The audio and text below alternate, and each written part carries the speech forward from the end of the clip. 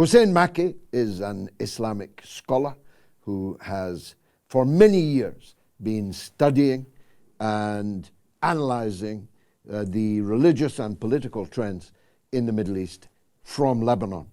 I interviewed him for Have It Out with Galloway just the other night, and I was so impressed. I'm glad he's back with us tonight on the mother of all talk shows. Hussein, the situation is basically a rampage. Israel is murdering anything that moves, destroying towns, cities, villages, Christian, Sunni, Shia, no distinction. It's just mass murdering Lebanese. Now, tonight there's a theory emerging that the intention is to push for a regime change in Lebanon itself, and that they're seeking to weaken the Islamic resistance to the extent that it rekindles the Lebanese Civil War. What do you think of that as a thesis? Well, I think, George, and first of all, thank you for having me on again. What I think is that Israel has moved from the strategy of what the former IDF General Eisenkot called the Dahye Doctrine, which was aimed to destroy civilian infrastructure in order for what you just mentioned to happen. They want the civilian population to turn against their leadership, turn against the resistance which is trying to defend them, and turn against each other as Lebanese people. But what has happened in recent times with the Western powers labeling everything to do with the resistance as terrorist, including its political sections, because it's a democratically elected political party with politicians, with health services, with mosques. When they label that as a terrorist, then everything becomes a terrorist. Everyone becomes a terrorist. Everything becomes a terror facility, which is why they're bombing all these hospitals and bombing all these mosques, because they are using the blanket term of terrorism to literally terrorize the people. It's ironic. So now everyone is a target. No one is safe. Even the civilian who is a non-combatant, who simply expresses his support for the party that he democratically elected, that person is now declared to be a terrorist. And so they can kill with impunity. And there is actually a way of depopulizing the community, the Shia especially community, which the majority of which is represented in the parliament by the resistance. So this, for me, it's not something that is only a theory. I'm seeing it happen right in front of me. I'm seeing Beirut burning right in front of me. And we saw that most recently with the pages, when the pages were literally blowing up all over Beirut, indiscriminately, in supermarkets, in cinemas, at home, killing and maiming children and random people and health workers who carry those beepers. The media reported it as an amazing military achievement that targeted terrorists. And so that blanket term has made the Western powers not only complicit, and the media not only complicit, but direct actors in what must now be called a genocide. This is a killing of a group of people. When you cannot fight them militarily, you take out on their civilian infrastructure. That happened several times this week in South Lebanon when the IDF tried to enter and they couldn't fight the resistance man to man. And so every single night they've been taking out their anger on civilian infrastructure in Beirut. Well, tell us about the fate of the ground invasion. The early signs were that they intended to invade Lebanon en masse.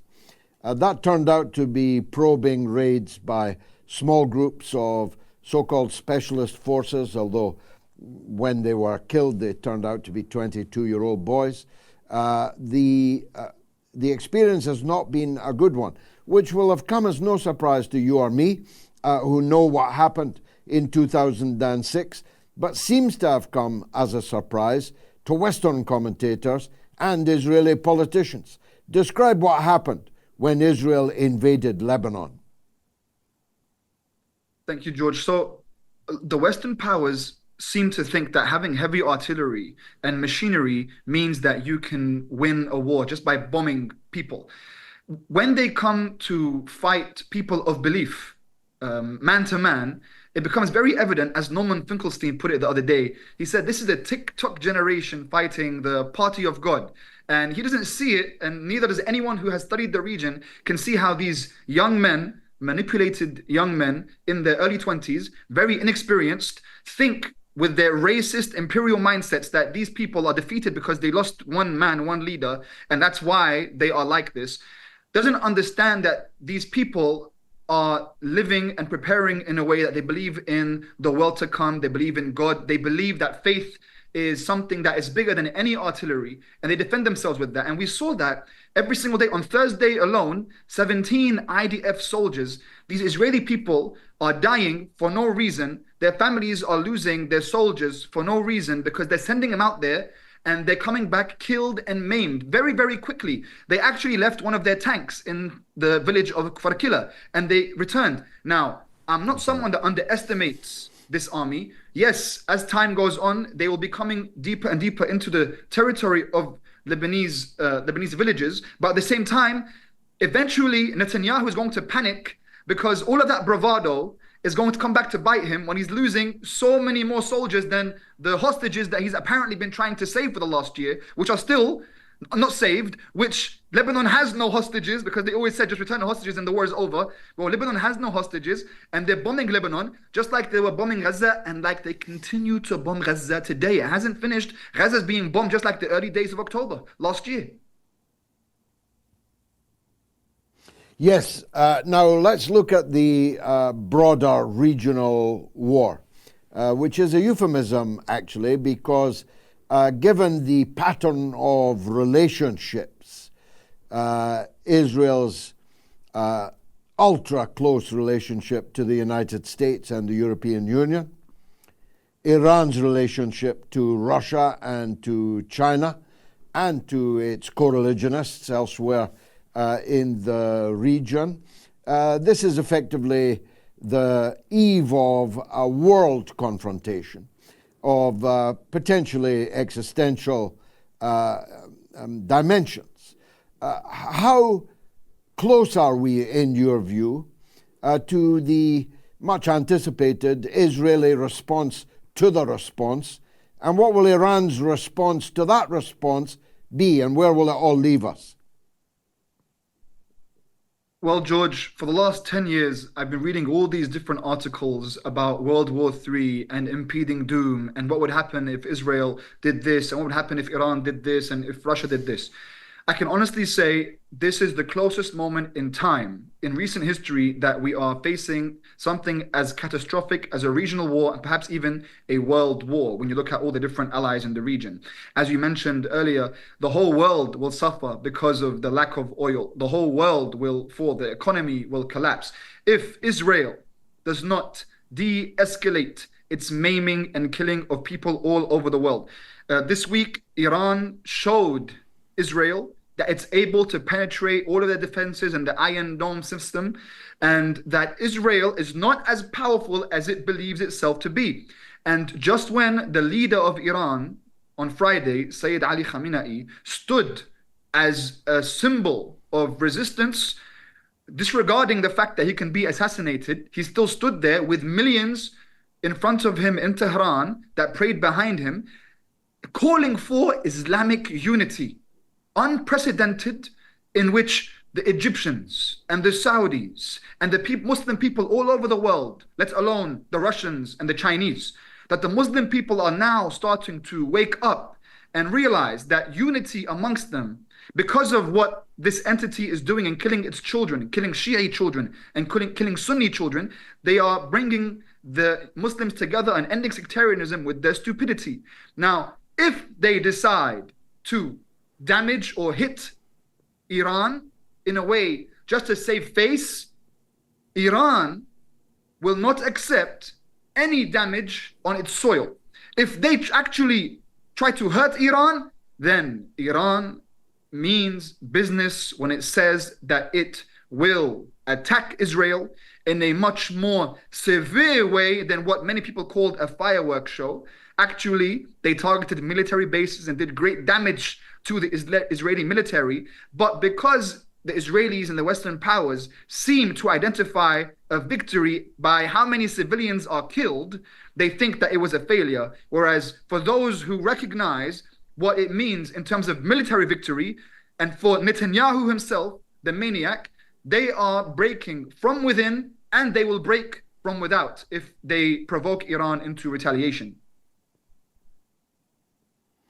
And are you expecting that to happen, or is there a possibility that Israel will make its response about killing Iran's friends in the region, that they will redouble their murderous efforts against Lebanon, against the people of Gaza and the West Bank, against the Iraqi people maybe, against the Yemeni people almost certainly?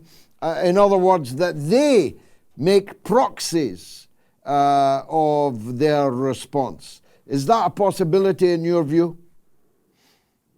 Yes, sir. It's not only a possibility, it's already started happening. I'm watching my homeland being burned in front of me on live TV because it cannot defend itself. Civilians cannot defend themselves against these airplanes. That's the only thing these people are able to do, kill civilians. There was an article in The Observer that caught my eye, written by a man named Howard Jacobson. He speaks about the myth of infanticide, how the Jewish people are hated because there's a myth and tales that they kill children. Well, Oxfam just released a statement a couple of days ago that there have never been more women and children killed in a single year in recent history than what Israel has done in Gaza in the last year. In only 10 days, 100 children, Lebanese children, have been killed. These are just facts. They are actually killing civilians and children. No one can use the human shield excuse anymore. This has become something that's a lie. It's silly. These places are abandoned, filled with only civilians, and they're being dismantled and killed. Israel, as a rabid dog, has every single night made it known that people will be murdered and that it's like a lottery of life. Will I wake up tomorrow morning? I don't know. Every single day, I have to speak to all my friends and family to find out if they're still alive. These are all just civilians. Paramedics, health units have been targeted. They've been communicated to and told, if you come to save anyone, you'll be targeted. And they were. And this was even reported by Sky News. It's not sensationalist journalism.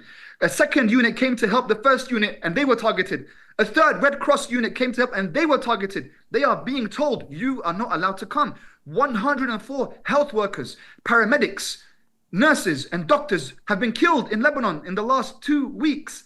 Ambulances, 128 ambulances have been damaged or destroyed. 45 health facilities damaged and destroyed. Just before we started talking here, our health facility in Nabatiyah has been destroyed. These are normal paramedics. They're my friends. They're volunteering and helping people from under the rubble are being killed. Some of my friends received just messages, get out of this place. If you're not from Lebanon, if you are American or British or Canadian, leave now or we're going to kill you. But there's nowhere to go because you bombed the airport road, because there's nowhere to go because you bombed the border against Syria with Syria. So where do you want people to go? Return to your homes after we're done with the operation, except there are no homes to return to. Syed Hussein Maki, thank you for joining us on the mother of all talk shows. An absolutely blistering critique of the Israeli tactics in the region.